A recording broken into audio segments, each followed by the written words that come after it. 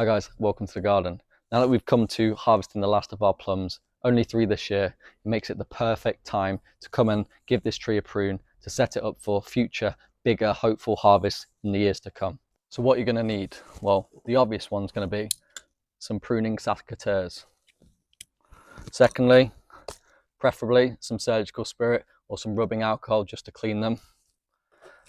Thirdly, if you've got any larger cuts, a pruning saw like this one will do just fine. Then as a bonus one, a grafting knife or other sharp little blade that you can use to clean up some of your cuts if you've had to use one of these pruning saws. So now that we've got our equipment ready, let's talk about when's the best time to prune these plum trees.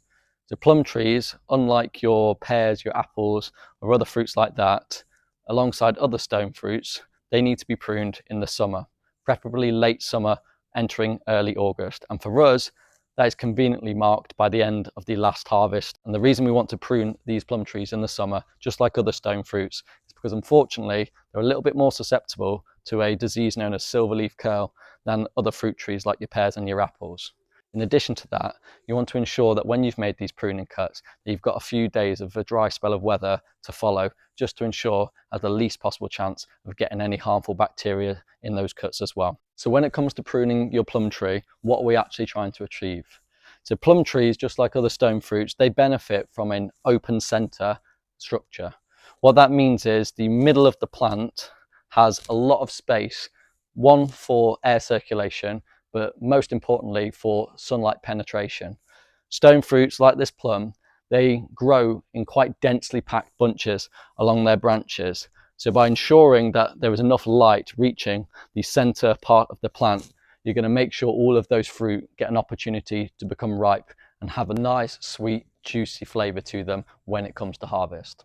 So the most important cut that I made to actually achieve that initial open center structure, I actually did a few years ago when it came to first planting this tree. So when you get a tree, you'll receive it as either a whip, where it's a single stem, or a feathered maiden, where it's a single stem with a few lateral branches. So what you need to do is firstly establish where you want your trunk to finish and your branches to start forming. For me, that was about 3 feet from the ground. I've seen other people go as low as 2 feet, just so if they're a little bit shorter, they can grab the fruit a little bit easier when it comes to harvesting from a mature tree. So once you've established that height that you want, all you had to do was make a large heading cut. What that will do is it will remove apical dominance and cause the buds that are just below it to start branching out. What you'll then have is hopefully a nice selection of branches the following year, which you can decide that are going to form the initial framework of that open center shape that you're trying to achieve. So it's been a few years since I made that initial heading cut, but the job remains the same. I want to try and maintain that open center structure, and that's where certain pruning cuts will come in handy, and knowing exactly where to make those cuts proves a vital piece of information to know. So when it comes to actual pruning, there are 2 types of cuts that can be made. There's our thinning cuts and there are heading cuts. So a thinning cut was like the cut I described previously, but you're taking back the entire lateral branch all the way back to the branch collar where it meets one of your structural main branches of your tree. A heading cut, on the other hand, is a cut that is made taking off a slight portion of the tree at one of the end of the structural branches. So now I'm going to give you a little example of a heading cut using your hopefully clean secateurs, showing exactly where I would be pruning this branch to ensure that the branch remains going outwards and maintaining that open center shape that we're trying to achieve. So what I would do is I'd look for some new growth, that's this portion of the wood, and I'm going to probably go a third of the way back to a half.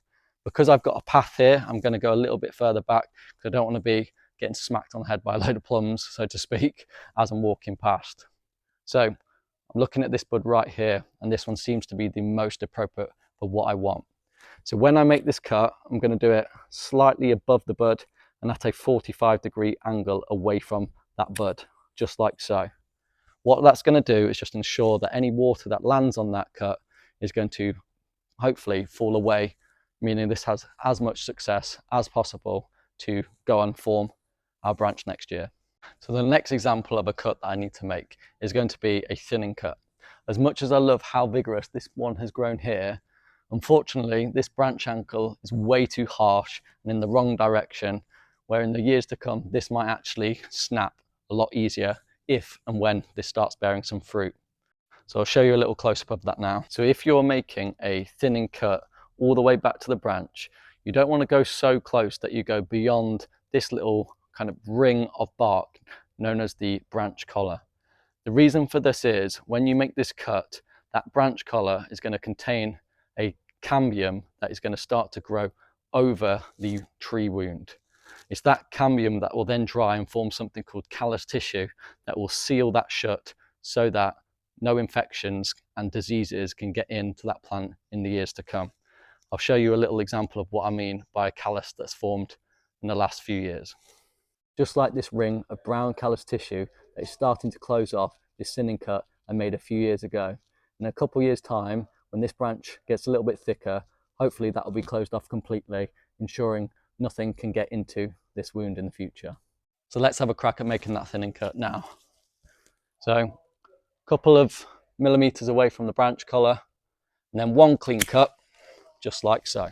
So here's a little close-up view of this thinning cut. And if you're making this with a pruning saw and you end up with slightly harsher edges, what you can come along and do is use something like this grafting knife just to smooth off the outside of these cuts, just to ensure that cambium can roll over and form over this cut as easy as possible, just speeding up the sealing process. So when it comes to pruning, we're not only pruning the plant for shape, we're also doing a bit of a health checkup and general maintenance. So what we need to also look out for is those 4 Ds of pruning. Any dead or dying, diseased or damaged wood needs to be removed, just to give it the best possible chance. During your pruning efforts, be sure to minimize any damage to these clusters of buds that can be found in collections of 2 to 4. These are going to go on to form your flowers and therefore your fruit.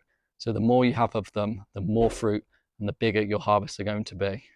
These often form on 2 to 3 year old wood, so try to limit your heading cuts and don't go removing all your fruiting wood. So I'm just going to give you a sped up version of me pruning this plum tree, and then we'll have a look at the final form at the end.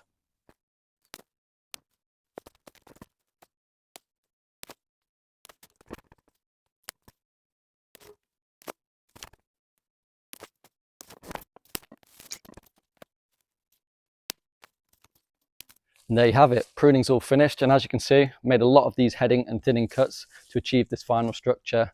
And I know it was already an open center, but it's even more apparent now, which is just going to maximize all that light reaching those fruit in the years to come. And hopefully we'll have a nice bountiful harvest next year.